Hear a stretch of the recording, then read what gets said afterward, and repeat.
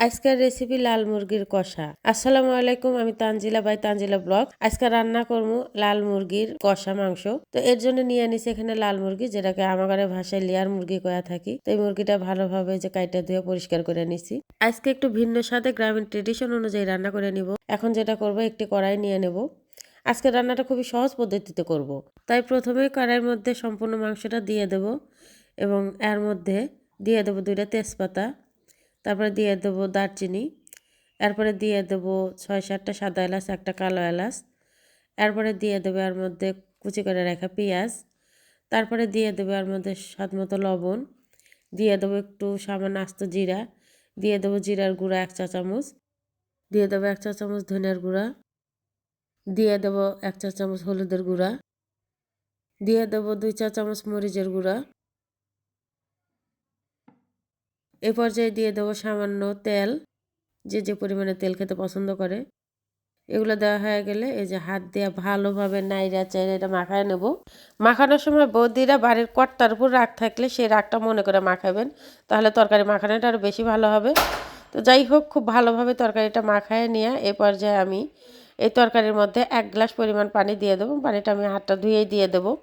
যেহেতু এটা লাল কিংবা লেয়ার মুরগি, যেটাই বলে থাকে, এটা সেদ্ধ হতে একটু পানি বেশি লাগবে, এই জন্য 1 গ্লাস পরিমাণে পানি দিয়ে দেবো। পানি দেওয়া হয়ে গেলে পরে এবার চুলার জালটা ধরায় দেব এবং এটা ঢাইকা মিডিয়াম আঁচে রান্না করে নেব প্রায় 5 মিনিট। ফিরে আসবো 5 মিনিট পর। এই পর্যায়ে এর মধ্যে দিয়ে দেবো 1 চা চামচ রসুন বাটা।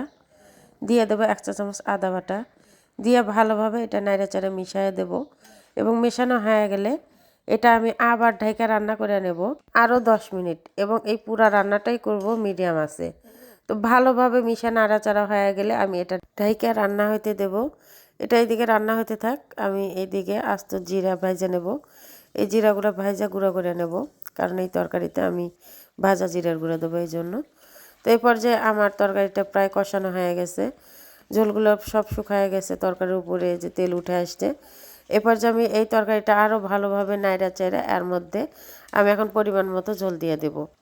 আমরা মেজারমেন্ট মাপের যে গ্লাসে পানি খাই, ঠিক আছে, যে এরকম এই গ্লাসের 1 গ্লাস পরিমাণ পানি আমি এর মধ্যে দিয়ে দেব। পানি দেওয়ার শেষে এই ঝোলের মধ্যে যখন বলক উঠবে, আমি এটি ঢাইকা হাই হিটে রান্না করে নেবো এই পর্যায়ে 10 মিনিট। এইদিকে আমার ওই ভাজা রাখা জিরাগুলো আমি গুঁড়া করে নিছি, ব্লেন্ড করে নিছি। আপনারা চাইলে শিলপাটাতেও বাটা গুঁড়া করে নিতে পারেন। তো এখন আমি এটা একটা বয়ামে সংরক্ষণ করে নেব। তো 10 মিনিট পরে ফিরে আসব। যখন তরকারি এরকম হয়ে যাবে, তখন এর মধ্যে দিয়ে দেবো ভাজা জিরার গুঁড়া 1 চামচ এবং এই জিরার গুঁড়া নাড়াচাড়া মশলার সাথে খুব ভালোভাবে মিশিয়ে নেব এবং আরও 2 মিনিট এটি আমি রান্না করে নেব।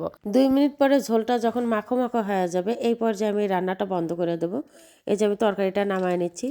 এই তো তৈরি হয়ে গেল আমার লাল মুরগির কষা।